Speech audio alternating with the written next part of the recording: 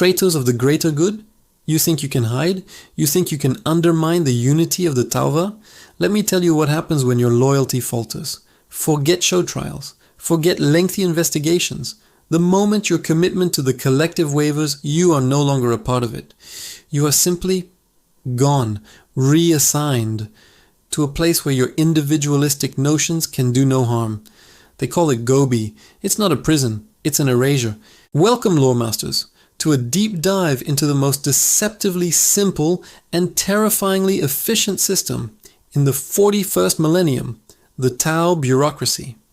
Now, when we think of bureaucracy in Warhammer 40k, our minds immediately go to the Imperium of Man, a galactic nightmare of parchment, Gothic script, and petitions that take centuries to process. But the Tau? They flipped the script entirely. Their system isn't about mountains of paperwork. It's about absolute data-driven, streamlined control. And it is the secret weapon that allows a species barely out of its stone age a few millennia ago to challenge ancient empires. Let's start with how they handle internal threats, because it's a perfect example of their philosophy. The Imperium deals with heresy through fire and fury, inquisitors and public executions. It's loud, it's messy, and it creates martyrs. The Tau approach is silent, clean, and utterly chilling. The concept of Gobi, or reassignment, is their answer to dissent. If a Tau citizen, whether a fire warrior on the front lines or a water-caste diplomat, is deemed a threat to the greater good, they don't face a firing squad. Instead, their records are flagged. A quiet directive is issued. They are transferred to a pioneer world, a special project, or a re-education colony. The family receives a polite notification of their noble new posting, and then nothing. They are never heard from again. This isn't about cruelty for its own sake, it's about efficiency. A public execution stirs up fear and resentment. A quiet disappearance removes the problem without creating ripples. The system doesn't need to prove guilt beyond a reasonable doubt. It just needs to calculate a high probability of dissent. The individual's fate is secondary to the stability of the whole. This cold, logical approach is woven into the very fabric of their society, managed by the ethereal caste and their legions of earth caste administrators. Now let's talk about external threats, specifically one of the most insidious in the galaxy, the Genestealer cults. For the Imperium, a Genestealer infestation is a cancer that can take centuries to detect. By the time the Imperial Guard is called in, entire worlds are on the brink of being consumed. So how do the Tau, a relatively young and naive race, deal with this so effectively? The answer is, once again, data and control. When the Tau incorporate a new species into their empire, whether human auxiliaries, Kroot mercenaries, or any other race, the process is meticulous. It's not just about signing a treaty, it's about total integration and surveillance. Every new auxiliary is subject to comprehensive biological screening.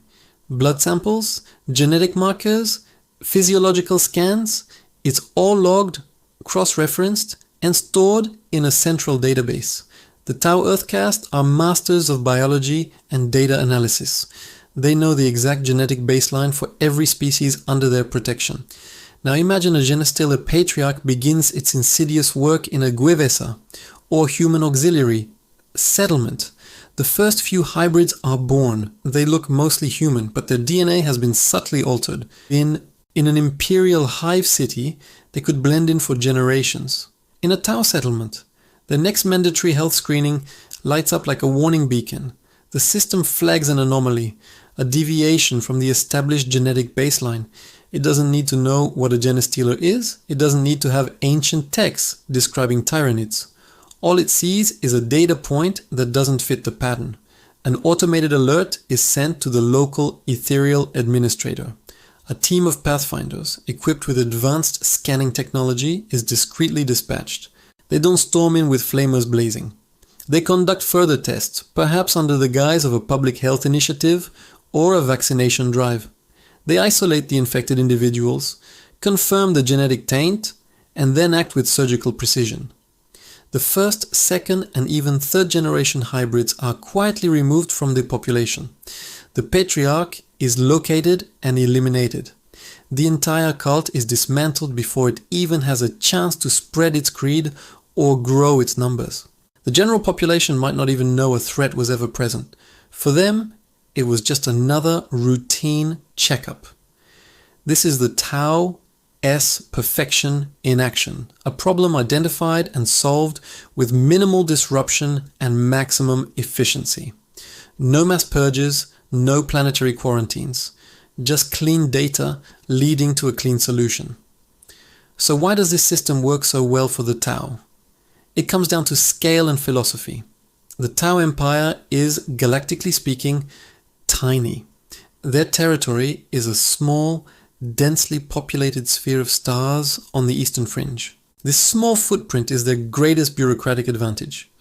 The Imperium has to govern 1 million worlds spread across the entire galaxy with communication that can take decades or centuries. It's simply impossible to maintain centralized control. The Tau, on the other hand, can manage their empire like a single, well-run city-state. Communication is near instantaneous. Directives from the capital world of Tau can reach the furthest colony in a matter of hours or days. This allows for a level of micromanagement the Imperium can only dream of. Every citizen is accounted for. Every resource is tracked. Every production quota is monitored in real time. If a factory on one world is underproducing, the system can automatically reroute resources from another to compensate.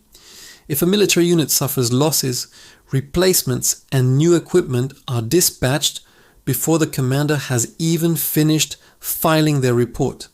It's a logistical marvel, a society run like a perfectly optimized algorithm. This system is tailor-made for a small, rapidly expanding empire. It maximizes their limited resources and allows them to punch far, far above their weight. A single Tau fleet can be rearmed and repaired in a fraction of the time it takes an Imperial fleet because their supply chain is so flawlessly integrated. A single Tau Hunter cadre can outmaneuver a much larger force because they have real-time intelligence and logistical support that is second to none. Their entire civilization is geared towards one thing: efficient, logical, and relentless expansion for the greater good. But here lies the fascinating question. Is this system sustainable? Right now it works because the Tau Empire is small and culturally monolithic. Everyone, in theory, is working towards the same goal. But what happens as they continue to expand? What happens when they absorb hundreds of new species with radically different philosophies? Can you run a galaxy-spanning empire like a single corporation?